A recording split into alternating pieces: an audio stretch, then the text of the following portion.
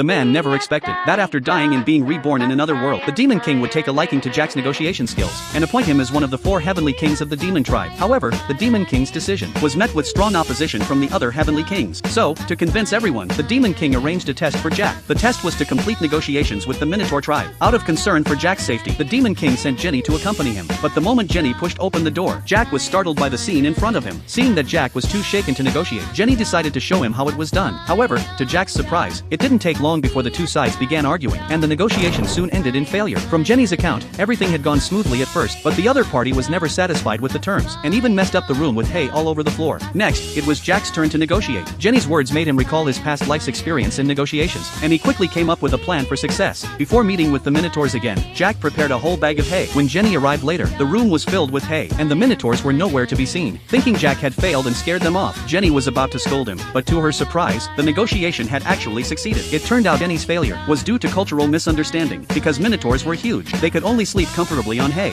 Jenny's act of confiscating their hay made them feel disrespected, so they refused to cooperate. Once the misunderstanding was cleared up, the Minotaurs apologized to Jenny and thanked Jack for helping finalize the alliance. After this, Jack officially passed the test and received the bracelet symbolizing a heavenly king. When the two bracelets touched, Jenny accepted Jack's new position among them. Not long after passing the trial, the Demon King gave Jack another mission: to negotiate a merger with the Ogre tribe. Since the mission was highly dangerous, the Demon King again sent Jenny to assist Jack. However, as soon as they arrived at the Ogre tribe's gate, they were stopped by guards. After waiting for an hour, Jenny was ready to take out the guards herself, but just then, the Ogre Chief's daughter arrived in time. Soon, they were led to meet the Ogre Chief, John. Just as Jenny was about to state their purpose, John cut her off sharply. He began mocking the demon army, and even tried to persuade them to join the Ogre tribe instead. Jenny was completely enraged, but just as she was about to attack, Jack stopped her. He smiled calmly at John, and said they would consider his offer before replying. After leaving, Jenny could no longer hold back her anger. To calm her down, Jack explained why he chose not to fight, because if conflict broke out, the Demon King would be blamed for everything. Right now, what mattered most was figuring out how to proceed with the negotiations. Just as they were discussing a new plan, Lucy suddenly appeared. She told Jack about the crisis in her tribe. The ogres were facing a severe economic collapse, and their leader, John, was gravely ill. Despite Lucy's pleas, her father refused to submit to the Demon King's army. Out of pride, seeing this, Lucy proposed a shocking idea. She wanted to marry Jack to save her tribe. Jack was stunned, but he politely declined her offer. The next day, Jack began investigating the smaller ogre territories. With the help of Lucy, he managed to win over many of the ogre clans. Seeing his daughter stand on the opposite side, John recalled Lucy's childhood and the uncertain future of their people. In the end, he finally agreed to Jack's proposal.